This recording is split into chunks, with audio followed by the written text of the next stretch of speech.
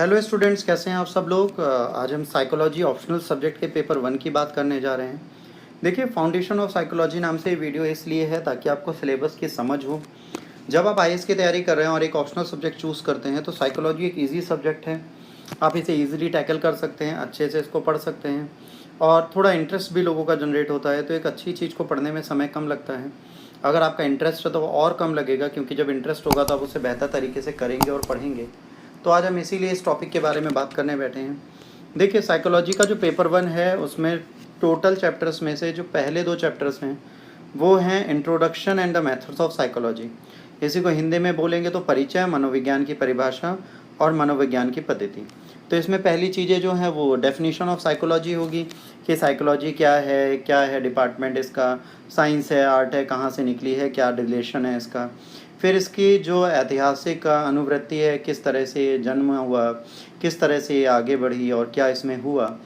इसके बाद आप जब जाएंगे तो वैज्ञानिक पद्धति के बारे में पूरी बात करेंगे। मनोविज्ञान साइंटिफिक मैनर में कितना है, क्या है मेडिकल साइंस में जुड़ेगी नहीं जुड़ेगी। भाई आज साइकाइट्रिस्ट जो होते हैं मनोवैज्ञानिक, उनको बेटा इनके साथ ऐड करके देखा जाता है। तो एक बहुत इंपॉर्टेंट सेगमेंट है, साइंस से कोरिलेट करता है कि नहीं करता, इन सब के बारे में चीज़ें होंगी। फिर एप्लीकेशन, जो सोसाइटल प्रॉब्लम्स हैं उनके लिए वो क्या कर सकता है, कि जो मनोविज्ञान है वो सामाजिक समस्याओं को कैसा अनुप्रयोग कर सकता है, तो इनको कैसे वहाँ पे अप्लाई किया जाएगा, क्या किया जाएगा, इन सब के बारे में ये बेसिक चीज़ों का आइडिया आपको देती है। तो एक बहुत इंपॉर्टेंट कॉन्सेप्ट है, बहुत इंपॉर्टेंट चैप्टर है, बहुत इंपॉर्टेंट चीज़ें हैं।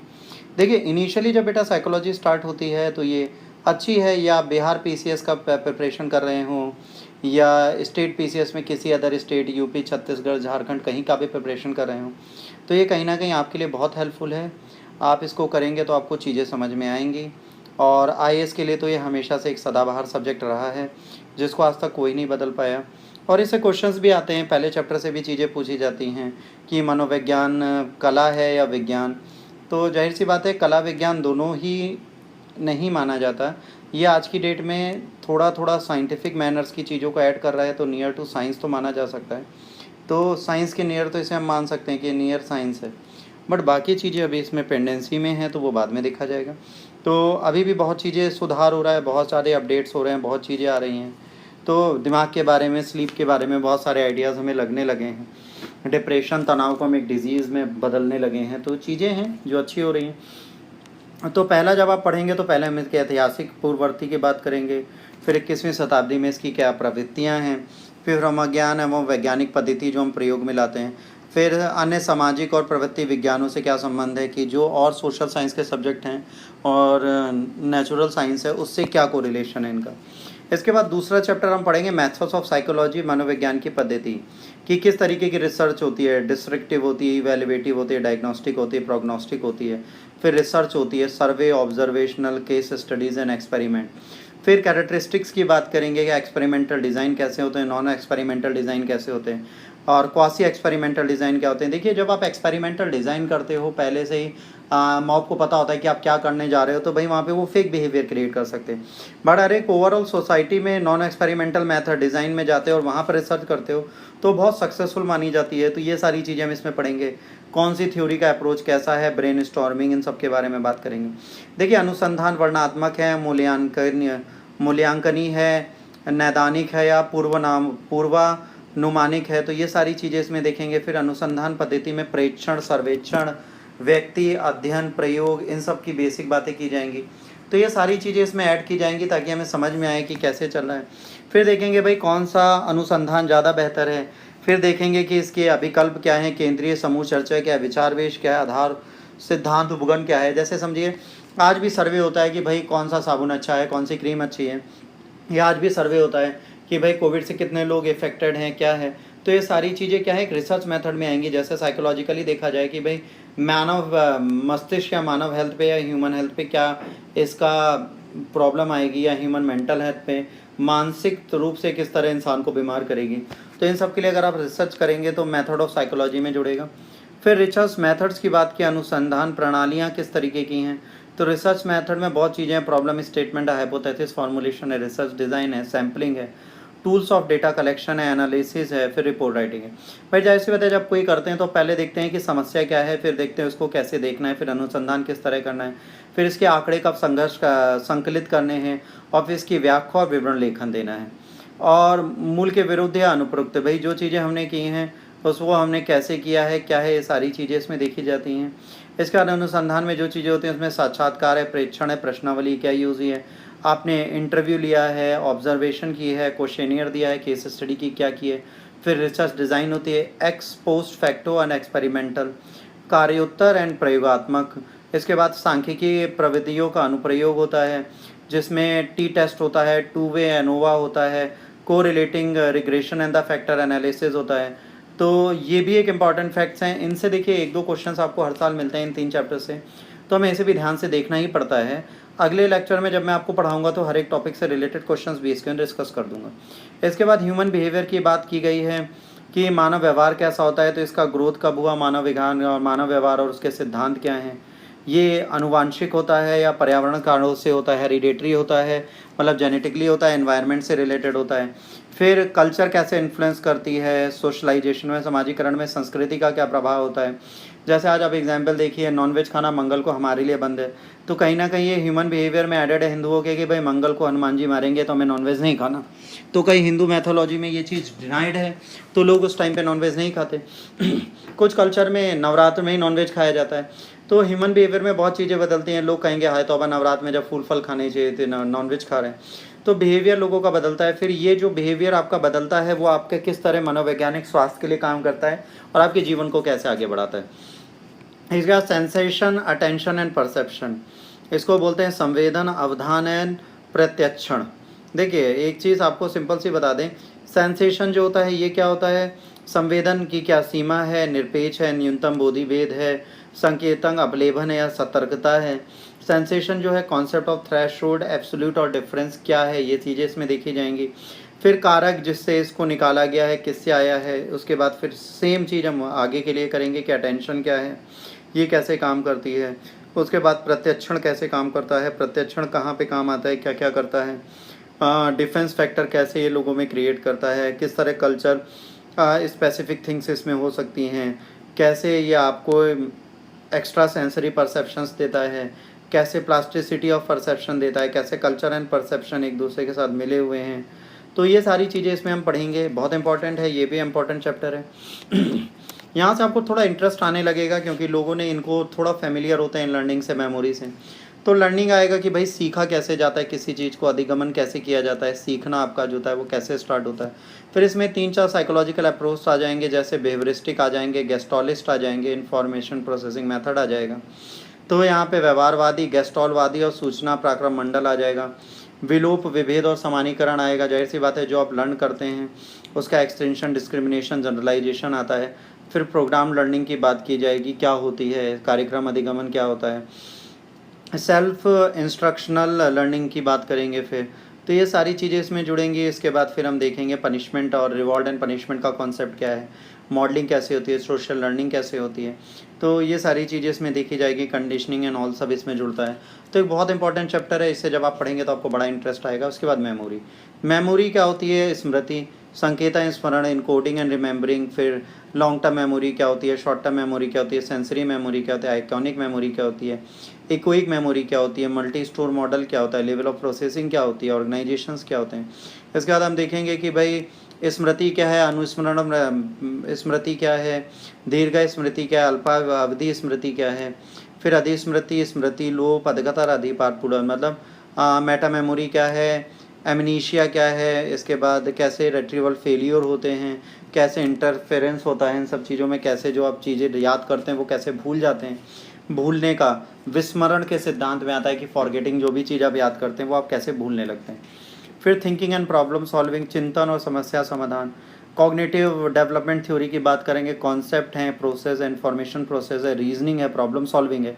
यहाँ पर बेटा बहुत सारी चीज़ें आती हैं, ये आपके लिए कहीं ना कहीं पॉजिटिविटी के लिए थिंकिंग एंड प्रॉब्लम सॉल्विंग बहुत काम करेगा कि आपकी कितनी पॉजिटिव थिंकिंग है, आप प्रॉब्लम को कैसे देखते हैं। जैसे कोट है कि अगर आप सिर्फ प्रॉब्लम्स देखेंगे तो आपको समाधान नहीं दिखेगा, बट अगर समाधान देखेंगे तो आपकी समस्याएं खत्म होती चली जाएंगी। तो समस्या का समाधान की विधियाँ क्या हैं, कैसे हम क्रिएटिव थिंकिंग कर सकते हैं, कैसे हम क्रिएटिविटी को ला सकते हैं, तो इन सब चीज़ों को इसमें ऐड किया जाएगा। फिर मोटिवेशन एंड इमोशन, देखिए आप जब तक अभिप्रेरण और संवेग को नहीं समझेंगे आप जीवन में कुछ नहीं कर सकते। तो आपको हमेशा मोटिवेटेड रहने की बहुत ज़रूरत है। साइकोलॉजिकल एंड फिजियोलॉजिकल बेसिस जो है इसको हमें आधार माना है कि मनोवैज्ञानिक रूप से हम कब मोटिवेट होते हैं और शारीरिक रूप से कब होते हैं। तो इसका पूरा मापन किया गया है, इमोशंस को देखा गया है, मोटिवेशन क्या है, इमोशन क्या है, मोटिवेशन और इमोशन का व्यवहार पे क्या फ़र्क पड़ता है। भाई अगर आपको कोई लगातार डीमोटिवेट करेगा तो कहीं ना कहीं आपका व्यवहार भी निगेटिव होता चला जाता है। तो उसको पॉजिटिव बनाने के लिए आपको पॉजिटिव मोटिवेशन चाहिए। रिवॉर्ड पनिशमेंट में अगर हर बात पे आपको पनिश किया जाएगा तो शायद आप फिर वो काम पॉजिटिव ही होगा तो भी आप करना बंद कर देंगे। तो अगर आप कोई सही काम करते हैं उसके बाद भी आपको अगर अवहेलना मिलती है तो आप धीरे धीरे निगेटिव होने लगेंगे। तो इन चीज़ों को यहाँ पर समझाया गया है। इसके बाद इंटेलिजेंस एंड एप्टीट्यूड की बात की है। Concept of intelligence and aptitude की बात की जाएगी, बुद्धि और अभिक्षमता। इसके बाद नेचर ऑफ थ्योरीज इंटेलिजेंस की क्या है, स्पेयरमैन है, थर्स्टोन है, और उसके बाद वर्नन है, स्टेनबर्ग है, जेपी दास हैं। फिर इमोशनल इंटेलिजेंस की बात की जाएगी, ये क्या होता है, ये कैसे काम करता है। इमोशनल इंटेलिजेंस को बोलते हैं संवेगात्मक बुद्धि, आप इमोशनली कैसे समझदार हैं। फिर सोशल इंटेलिजेंस क्या होती है, फिर इंटेलिजेंस को मेज़र किया जाएगा, फिर उसके साथ एप्टीट्यूड को ऐड किया जाएगा। फिर कॉन्सेप्ट ऑफ आईक्यू देखे जाएंगे क्या है, फिर कंसिस्टेंसी देखी जाएगी आईक्यू की क्या है। तो ये सारी चीज़ें इसमें हम पढ़ेंगे। इंटेलिजेंस बहुत इंपॉर्टेंट चैप्टर है। जैसे इंटेलिजेंट क्वेश्चनियर पे आपके कितने मार्क्स आते हैं वो आपकी इंटेलिजेंस को दिखाती है। याद रखिएगा, लर्निंग, मेमोरी एंड इंटेलिजेंस सारे अलग अलग चैप्टर्स हैं और अलग अलग कॉन्सेप्ट्स हैं साइकोलॉजी के। जब आप पढ़ेंगे तो आपको बेहतर ह्यूमन साइंस समझने में मदद मिलती है और कहीं ना कहीं ये psychology other measures other subjects में भी हेल्प करती है। फिर पर्सनैलिटी की बात की है, व्यक्तित्व क्या है, व्यक्तित्व कैसे काम करता है, थ्योरीज ऑफ पर्सनैलिटीज़ की बात करेंगे। Psycho analytical and socio cultural जो चीज़ें हैं उनकी बात करेंगे। मनोविश्लेषणात्मक, सामाजिक, सांस्कृतिक, अंतर्वैयक्तिक, विकासात्मक, मानवतावादी, व्यवहारवादी, इन सब की बात करेंगे। फिर व्यक्तित्व का मापन करेंगे। फिर हम देखेंगे मेजरमेंट ऑफ पर्सनैलिटी कैसे किया जाता है, प्रक्षेपी परीक्षण कैसा होता है, पल्सर पेपर परीक्षण क्या होता है। तो ये सब हम देखेंगे। तो जाहिर सी बात है हमें ये सब चीज़ें फिर यहाँ पर देखनी पड़ेगी, ठीक है। पसल पेपर परीक्षण क्या होता है, पेंसिल पेपर, ठीक है, इसकी बात है। इसके बाद व्यक्तित्व के प्रति भारतीय कि भाई जो हमारा अप्रोच है, इंडियन अप्रोच पर्सनैलिटी के थ्रू क्या है। और इसके बाद ट्रेनिंग पर्सनैलिटी डेवलपमेंट के लिए कैसे हो सकती है, कैसे हम इसको बढ़ा सकते हैं प्रशिक्षण के द्वारा। फिर 5 फैक्टर्स की बात करेंगे, बिग 5 फैक्टर्स जो इसके उनकी बात करेंगे। फिर नोशन देंगे और डिफरेंस ऑफ द ट्रेडिशंस बताएंगे इसमें क्या क्या है। फिर एटीट्यूड, वैल्यू एंड इंटरेस्ट। देखिए पर्सनैलिटी और एटीट्यूड में बहुत डिफरेंस है, लोग इसको इंटरचेंज करते हैं तो उसको बदलना पड़ेगा। एटीट्यूड, वैल्यू और इंटरेस्ट है क्या, ये आपका एथिक्स, इंटीग्रिटी, एप्टीट्यूड का भी बहुत इंपॉर्टेंट पार्ट है। तो आपको यहीं पर वैल्यूज़ और इन सबको एथिकल साइंस से जोड़ के देखना पड़ेगा। फिर इनकी थ्योरीज़ के बारे में बात करेंगे। फिर बिहेवियर कैसे चेंज होता है, थ्योरीज़ कैसे एट्रीब्यूट हुई हैं, क्या सिद्धांत हैं इनके, इनके बारे में बात करेंगे। इसको हिंदी में अभिवृत्ति, मूल और अभिरुचियाँ बोलते हैं। इसके बाद language and communication, human language के बारे में बात करेंगे कि भाषा क्या है, इसका संज्ञापन कैसे होता है। लैंग्वेज क्या है, लैंग्वेज का लिंग्विस्टिक हायरार्कल क्या होता है। जैसे कुछ लोग कहते हैं कि भाई तुम इंग्लिश नहीं बोल पाते, तुम हिंदी अच्छी नहीं बोलते, तुम ये नहीं बोलते।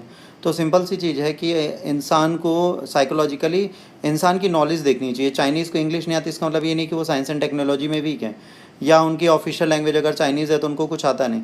और ये सारी साइकोलॉजी जो लोगों के अंदर है वो खुद इलिटरेट होते हैं, उनको खुद नहीं पता होता बेटा वो क्या कर रहे हैं। तो भाषा और संज्ञापन में सिंपल सी चीज़ें देखनी है कि हम क्या बोल रहे हैं, कैसे कर रहे हैं। इसमें कुछ लोगों को जैसे स्नीकर हैं, चॉम्स्की हैं, इनके बारे में हम बात करेंगे और इनकी चीज़ें देखते हुए चलेंगे। हम देखेंगे कि इफेक्टिव कम्युनिकेशन ट्रेनिंग कैसे दी जा सकती है। इसके बाद issues and the perspective of modern contemporary psychology आएगा। ये बेटा इसका आपका लास्ट चैप्टर होगा।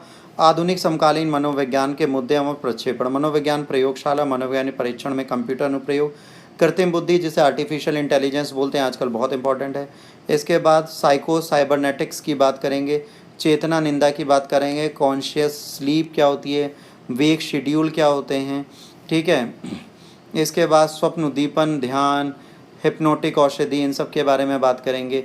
फिर हम यहाँ पे हिप्नोटिक ड्रग्स हो गए और स्टेट में हो गया जिसमें एक्स्ट्रा सेंसरी परसेप्शन आ जाता है, स्टिमुलेशन स्टडीज़, इन सब के बारे में बात करेंगे। मिथ्याभास अध्ययन है ना, अंतरा इंद्रिय प्रक्षेपण, इन सब के बारे में हम बात करेंगे।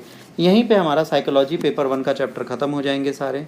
और इसके बाद फिर मैं फिर भी कहूँगा, देखिए जब आप ऑप्शनल का सिलेबस पढ़ते हैं तो उसके बाद आपको ध्यान रखना है कि उन सिलेबस का, हर एक सिलेबस का एक एक टॉपिक उठाना है उसके बारे में 40-50 वर्ड्स आपको लिख के रख लेने हैं। अगर आप इतना करते हैं तो बिहार पीसीएस में मेरे हिसाब से बीपीएससी में कोई भी ऐसा पेपर नहीं होगा जो आप निकाल नहीं पाए, ना यूपी पीसीएस का ना आईएएस का। कोई भी आप एग्ज़ाम देते हैं तो आपको हेल्प मिलेगी। बाकी आपको मोबिशाला ऐप के थ्रू भी जब मैं पढ़ा रहा हूँ तो आपको और भी हेल्प आपकी दे दूँगा, आप उसके लिए बिल्कुल परेशान ना हो। उसके थ्रू आपको क्या देखना है, आपको देखना है ज़ूम पर भी हम पढ़ सकते हैं, मीट पे भी पढ़ते हैं, तो सारे ऑप्शन हमारे पास अवेलेबल है। अब जब आप तैयारी कर रहे हैं तो आपको देखना है कि आप day to day examples add करें, फिर एक्सपेरिमेंटल स्टडीज़ के एग्जाम्पल्स दें, एग्जाम्पल दें खुद के नेशन के जो पॉसिबल हो, अगर हम खुद के देते हैं। कंप्लीट पेपर जो होता है उसको पढ़ें और देखें कि सिलेबस से रिलेटेड क्या है। ये सारी चीज़ें हमें देखनी है भाई। साइकोलॉजी बहुत इंपॉर्टेंट, मेंटल इश्यूज़, साइकोलॉजिकल बहुत इंपॉर्टेंट मेंटल इश्यूज़ आज की डेट में कोविड-19 के टाइम पे आ रहे हैं। तो ये सब्जेक्ट कहीं ना कहीं आने वाले टाइम पे यूपीएससी एस्पिरेंट के लिए बहुत प्लस पॉइंट लेके आने वाला है, क्योंकि इकोनॉमिक कंडीशन और ख़राब होने वाली है, मेंटल हेल्थ ख़राब होने वाली है। तो आईएएस एस्पिरेंट की तरह आप साइकोलॉजी को एक पॉजिटिव ऑप्शनल में देख सकते हैं। बुक लिस्ट में पहले भी बता चुका हूँ, फिर से बोल दे रहा हूँ। एनसीईआरटी से स्टार्ट करी 11th-12th, फिर कुछ बेसिक बुक हैं, रॉबर्ट वैनन है, सैंड्रू सिसरेली हैं, सम्रक स्वामी हैं, फिर एक जर्नल आता है साइकोलॉजिकल टुडे, उसे आप देखिए, फिर क्लासरूम नोट्स जो पढ़ाऊँगा वो देखिए। माइंड मैप्स और फ्लो चार्ट बनाना बिल्कुल मत छोड़िए, उसके बिना काम नहीं चलता। जीएस पेपर 1 250 का होता है, उसका सिलेबस मैंने आपको बता दिया। 150, 250 और 300 नंबर के क्वेश्चंस आते हैं, तो उनको आपको लिखना सीखना पड़ेगा। तो कोशिश करिए इनको पेन डाउन करने की और अच्छे से करने की। आज का बेटा सिलेबस का डिस्कशन यहीं पे ख़त्म करते हैं, बाकी नेक्स्ट सिलेबस का डिस्कशन हम नेक्स्ट क्लास में स्टार्ट करेंगे। अगर आपको लेक्चर अच्छा लगा तो प्लीज़ लाइक शेयर सब्सक्राइब करिए, अगर बुरा लगा तो प्लीज़ डिसलाइक करिए, और ज़रूर बताइए आपको डिसलाइक क्यों किया, ताकि हम उसमें सुधार कर पाएँ। आज के लिए इतना ही। घर पे रहें, सुरक्षित रहें। God bless you all. जय हिंद, वंदे मातरम।